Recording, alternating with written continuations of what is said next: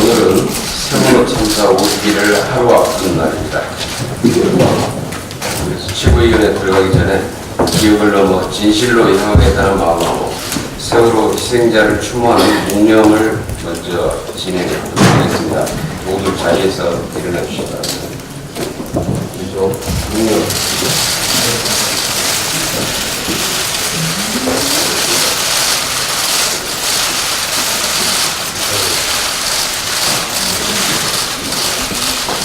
바로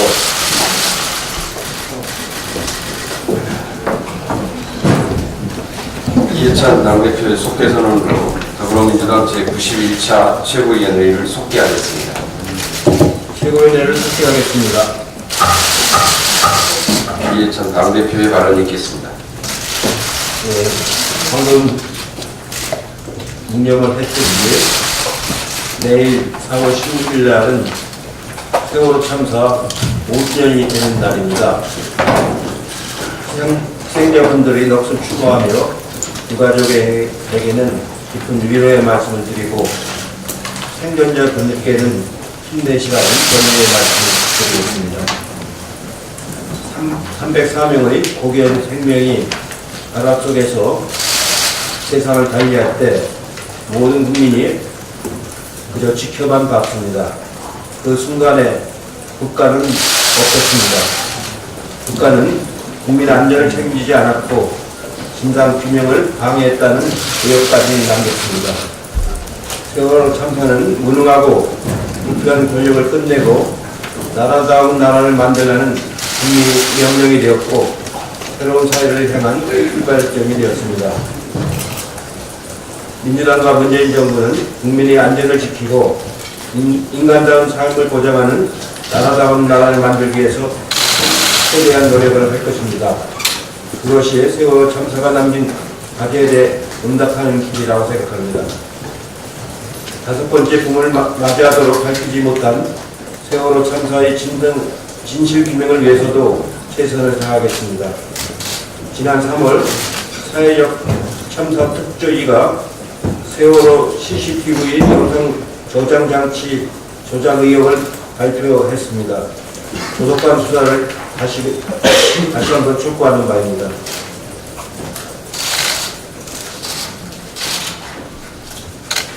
주말 동안 김정은 북한 국무위원장과 트럼프 미국 대통령이 제3차 북미 정상회담 개최에 긍정적인 입장을 주고받았습니다. 북미 정상회담에서 트럼프 대통령은 3차 북미 정상회담이 열릴 수 있다고 말했고 또한 남북정상회담 개최 계획을 지지하며 한국이 파악하게 될 북한의 입장을 조속히 알려달라고 요청을 했습니다. 12일에는 북한 김정은 국무위원장이 최고인민회의 연설에서 북미 정상회담을 한 번은 더 해볼 용의가 있다고 밝혔습니다. 13일에는 미국 트럼프 대통령이 다시 트위터를 통해 서로 입장을 이해한다는 점에서 3차 북미 정상회담이 좋을 것이라는데 동의한다라며 긍정적인 화답을 보냈습니다. 제7차 한미 정상회담이 동력이 되어 하노이 회담 이후 후속 대책 마련에 들어갔던 북미 대화에 새로운 활력이 생겼습니다. 다행히 7차 한미 정상회담에서 우리 정부가 제시한 포괄적 합의, 단계적 이행에 대한 미국의 공감대를 확인할 수가 있었습니다. 4차 남북정상회담의 성공이 제3차 북미회담 성공을 견인해낼 것입니다. 제3차 북미정상회담의 가능성은 한반도 비핵화가 실현 가능한 목표임을 상징하는 만큼 평화 공존의 새로운 한반도 시대를 열어가기 위해 우리 여러분도 적극 노력해야 할 것입니다. 민주당도 적극적으로 돕겠습니다. 4월 임시국회가 오늘 연지 일주일이 지났지만 여전히 공전 중입니다. 강원도 산불, 한속대책, 미세먼지, 포항 지진 대책 등 추경에 포함될 시급한 현안부터 근로기준법, 최저임금법, 빅데이터 3법 개정안 등 경제 활력과 민생 안정을 위한 법들이 산적해 있는데 국회가 공전되고 있습니다. 이미선 헌법재판 후보자에 대한 논란이 있었으나 특별한 판결이 나타나지 않았고 전문가들도 논란이 된 주식거래 문제에 위법성이 없음을 증언하고 있습니다. 이미선 헌법재판관 후보자는 국민들의 민생과 직결된 노동법 관계 관련해서 아주 전문적인 식견과 좋은 판결을 내린 후보자의 인사를 한번 강조하겠습니다. 이상입니다. 홍영표 원내대표의 발언이겠습니다. 국회는 정쟁의 정치가 아니라 대화와 타협의 정치를 해야 합니다. 작년 12월부터 우리 국회에 대화의 정치가 사라져버렸습니다. 자유한국당은 툭하면 특검과 국정조사를 요구합니다. 그리고 끄떡하면 고발합니다. 민생을 볼모로 오로지 정쟁을 위한 정치를 하고 있기 때문입니다. 우리 국회에는 특검, 국정조사, 고발밖에 있는 것이 아닙니다. 4월 국회도 일주일이 지났는데 이미선 후보자에 대한 한국당의 무차별적인 정치 공세 때문에 국회 일정 협의조차 하지 못하고 있습니다. 의회 민주주의 정신으로 일하는 국회를 복원시켜야 합니다. 갈등과 대립을 증폭시키는 정치가 아니라 대화와 타협의 정치가 필요합니다. 한국당은 민생과 경제를 위한 국회의 역할이 무엇인지 생각해 주기 바랍니다. 그리고 정쟁과 일하는 국회 사이에 어떤 차이가 있는지 이것을 제1당으로서 책임있게 고민해 줘야 합니다. 4월 국회에서는 일하는 국회로 반드시 성과를 내야 합니다. 탄력 근로자와 최저임금제 개편도 시급합니다. 추가 예산 편성을 위한 논의도 서둘러야 합니다. 조속한 추경 편성을 통해 강원도 산불과 포항 지진 피해 지역 주민을 지원하고 글로벌 경기 둔화에 선제적으로 대응해야 합니다. 소방관의 국가직 전환을 위한 입법과 데이터 3법 등 경제 활성화 입법도 중요합니다.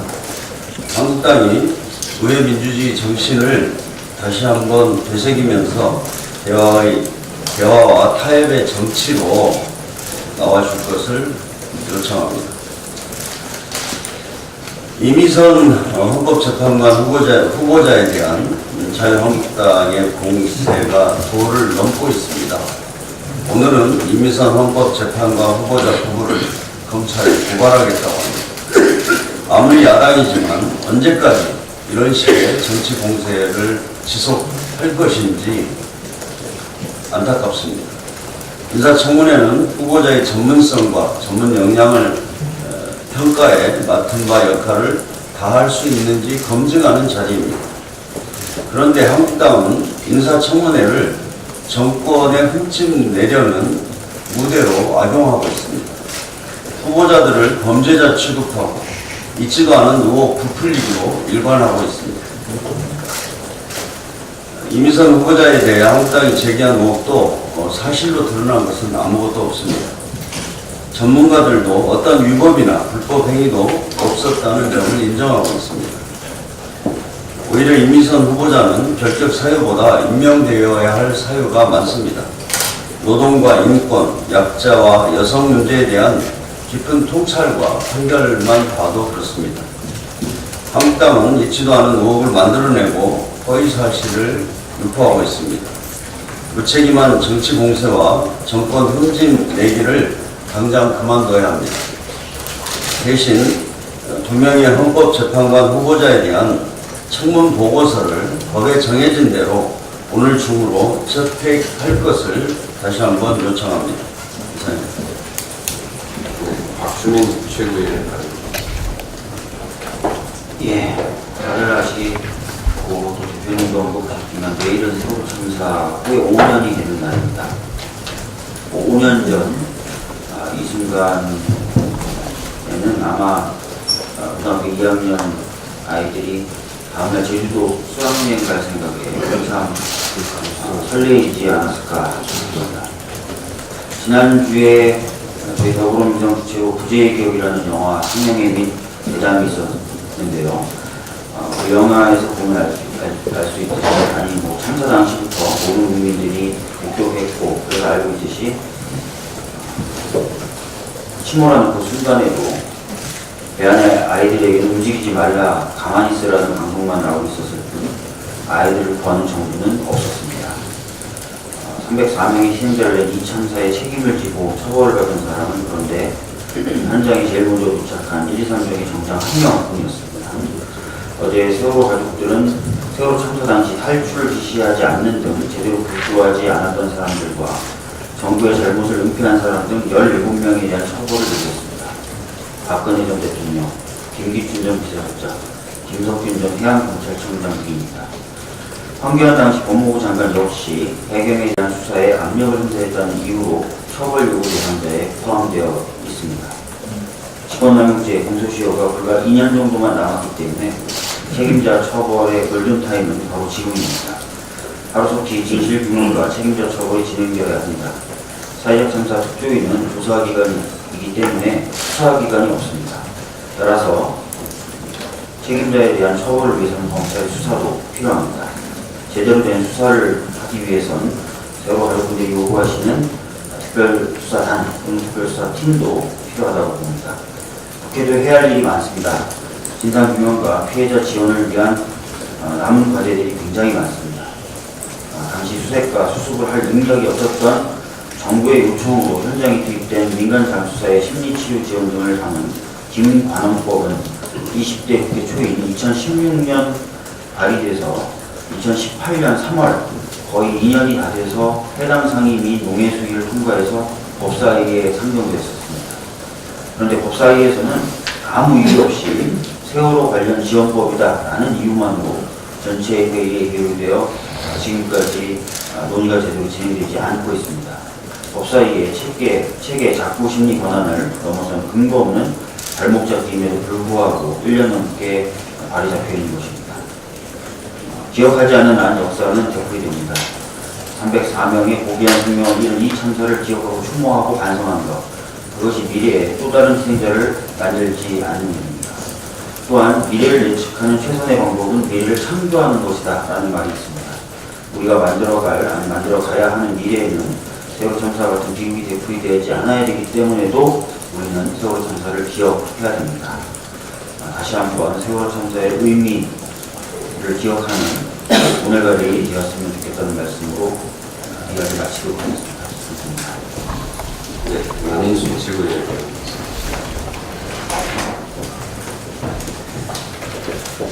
네, 우리는 기억하고 또 기억합니다. 대한민국이 안전해질 때까지 세월호를 기억해야만 한다고 생각합니다. 그날이면 삶이 멈춰버린 유가족들이 출구에만 갇혀 있지 않고 지난 5년간 세월호 참사 은폐와 악의적인 왜곡, 혐의에 맞서서 우리 사회에 정말 많은 변화를 만들어냈습니다. 무엇보다도 유가족들이 지난달 세월호 특조위가 발표한 세월호 참사 관련 증거자료 조작 편집, 제출 의혹에 대한 전면 재조사를 요구하고 있습니다. 특조위에서는 객관적인 단서와 함께 증거 인멸 및 조작에 대한 의혹을 제기해온 만큼 이를 무겁고 절실한 진상 규명의 기회로 만들어서 재조사 등이 검토되어야 할 것입니다. 우리 당은 세월호 참사 희생자들을 기억하고 추모하며 세월호 참사 진상 규명과 추모 지원을 위해서 지속적으로 노력해 나가겠다는 말씀을 드립니다. 예, 저도 이미선 헌법재판관 후보자에 대해서 한 말씀 드리겠습니다. 이미선 후보자의 주식 거래에도 위법이라고 할 만한 문제가 아직 드러난 것이 없고 이미 보유 주식 전량 처분이 이루어진 상황입니다. 상당 부분 제기한 의혹으로만 남아있는 상황입니다. 우리 헌법재판소는 소수자와 약자의 권리를 옹호하는 다양한 시각과 가치를 가진 재판관이 필요합니다. 이미선 후보는 법원 안팎에서도 실력과 인품을 갖춘 인물로 노동, 인권, 여성 문제에 대한 감수성이 있는 통찰력을 갖춘 판결을 해왔다고 많은 분들이 이야기를 하고 있습니다. 이미선 후보자 인선은 헌법재판소의 고유한 역할과 성평등이라는 시대적 과제를 반영한 것입니다. 자유한국당 등 일부 야당에서 과도한 인신 공격과 무리한 고발을 하고 있는데 이것을 당장 중단해 주시기 바랍니다. 이상입니다. 네. 이영석 최고위원 말씀하십니다. 이영석입니다. 다들 기억하자고 합니다. 기억해야 되는데 정말 기억하기 힘든, 기억조차 하기 싫은 그런 5년 전에 4월 16일의 것이 내일이면 찾아옵니다. 박준희 최고께서 이야기를 했습니다만 유가족과 시민단체로 구성된 4.16 연대에서 세월호 참사 정부 책임자 17명에 대한 처벌을 요구하는 국민운동을 시작하겠다고 합니다. 여기에 황교안 자유한국당 대표가 포함되어 있습니다. 김학의 사건의 은폐전 그리고 세월호 참사의 정권이었던 당시의 법무장관이었던 황교안 대표, 뻔뻔하게도 어제 문재인 대통령에 대해서 모렴치 몰상식이라고 했습니다.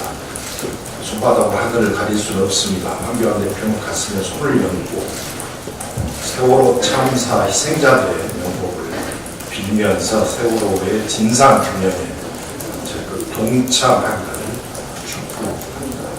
다시 한번 세월호 희생자의 명복과 유가족에게 위로의 말씀을 드립니다. 네. 이수진 최고위원 말씀하십니다.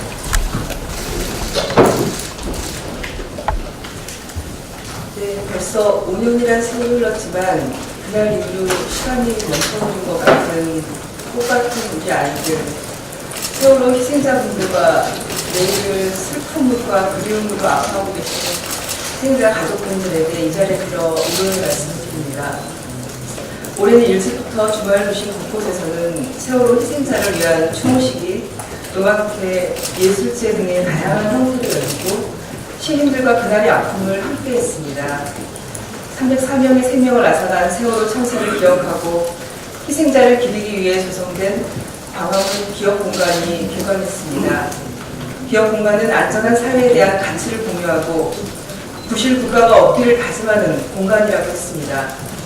그런데 경기도 안산시에 조성될 4.16 생명안전공원은 공안시설 유치를 반대하는 일부 지역 주민의 반발로 조성 계획이 늦어지고 전남 진도 팽목항에는 조성 자체가 불투명하다고 합니다. 4월은 국민 모두가 가슴 아픈 기억을 떠올리고 다짐하는 달이 되었습니다. 철저한 세월호 진상규명은 다른 희생을 막기 위한 우리 모두의 역할이고 책임일 것입니다. 경기연구원에서 발표한 프리랜서 자영업자, 무급 가족 종사자 등 비임금 노동자가 증가하는 산업 생태계와 도내 프리랜서 노동 실태 등에 대해 분석한 그런 대안을 제시한 고용주 없는 고용시대 안전망이 필요하다라는 보고서를 발표했습니다. 조사에 참여한 청년 프리랜서의 월 평균 수입은 209만 원으로 일반적인 임금 노동자와 달리 경력이 오래되어도 소득이 계속 늘어나지 않는 것으로 파악됐습니다. 또한 2명 중 1명은 서면이 아닌 구두로 업체와 계약을 체결하며 프리랜서로 일하는 동안 4대 보험에 가입하지 않는 사례가 대부분입니다. 경제 여건과 노동 가치관이 바뀌면서 프리랜서처럼 고용주 없는 고용 형태인 비임금 노동자들은 계속해서 늘어가고 있습니다. 노동보호 사각지대에 놓인 프리랜서를 위한 최소한의 사회적 안전망 구축에 대한 사회적 논의가 필요합니다. 어떤 신분이나 고용 형태든지 상관없이 국민의 권리 최소한의 삶을 이어가는 것에 대한 사회적 책임에 대해 고민해 봐야 합니다. 저도 이미선 헌법재판관 후보자에 대한 말씀을 드리고자 합니다. 매우 희귀하게 노동법을 전공한 토탈한 여성입니다. 이런 분들이 삶의 다양성을 대변해서 역할을 해준다면 좀 더 민주적인 그런 절차들이 강조되고 안전한 대한민국을 만드는데 분명히 힘이 될 것으로 생각합니다. 이상입니다. 네, 이상 모두 발언을 마치고 회의를 비공개로 진행하겠습니다. 언론인 여러분들의